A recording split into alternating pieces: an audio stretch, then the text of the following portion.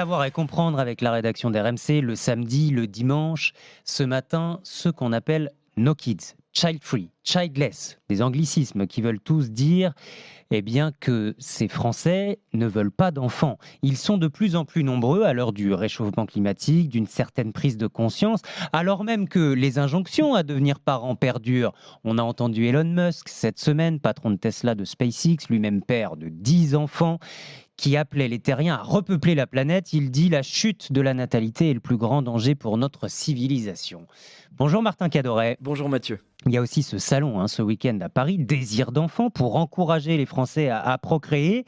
Mais de plus en plus de voix s'élèvent contre cette injonction. Et c'est le cas de Léa, 29 ans, prof de français en région parisienne. Elle le dit à son entourage, à ses amis, sa famille, elle ne veut pas d'enfant. La première raison, c'est que je n'ai pas envie. En fait, la maternité ne m'attire pas. J'adore avoir du temps pour moi. Je trouve que c'est très important. Même dans le couple le plus égalitaire qui soit, je pense que la femme, elle en fait quand même plus. Moi, j'ai pas envie d'être celle qui se sacrifie plus que son conjoint pour élever un enfant. Il y a aussi l'idée qu'on peut transmettre des choses à des enfants sans que ce soit les nôtres. Quand on me dit je vais faire un enfant parce que j'ai trop peur de regretter, et moi c'est plutôt que j'ai trop peur de regretter d'être une mère une fois que je le suis. C'est très clair dans l'esprit de Léa. On entend la peur de regretter d'être mère. Bon, il y a aussi un autre argument, Martin, que certains hésitent encore à assumer, c'est le sort de la planète. Oui, en fait, cet argument, finalement, il est souvent secondaire dans le choix de ne pas avoir d'enfant.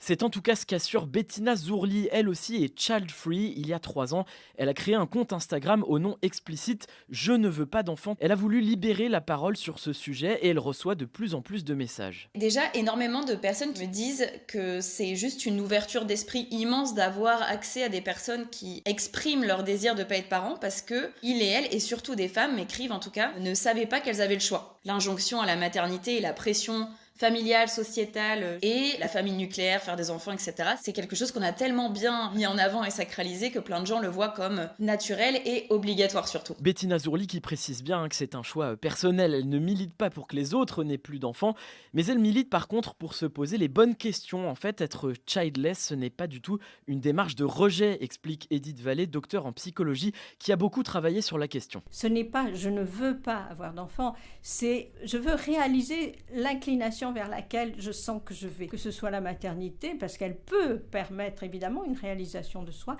qu'une œuvre personnelle, une carrière, une création, enfin quelque chose qui passionne. On entend cette parole qui se libère. Est-ce qu'on a une idée précise du nombre de Français qui refusent de devenir parents? Oui, la dernière estimation date de 2010. À l'époque, 5% de la population française ne voulait pas d'enfants.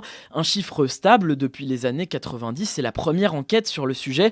Cette estimation est calculée à l'Institut national de la démographie, l'INED, où travaille Laurent Toulmont, qui prépare d'ailleurs une nouvelle enquête sur la question. On s'attend à une augmentation de la part de ceux ou celles qui disent qu'ils ne voudront pas d'enfants. D'une part, il y a une tolérance accrue à la diversité des formes familiales. Par ailleurs, la crise liée à l'épidémie de Covid peut aussi avoir changé la vision du monde pour certaines personnes. Le démographe pense tout de même que la France va rester une exception européenne. En France, on a des proportions de personnes sans enfants qui sont très faibles par rapport à nos voisins européens.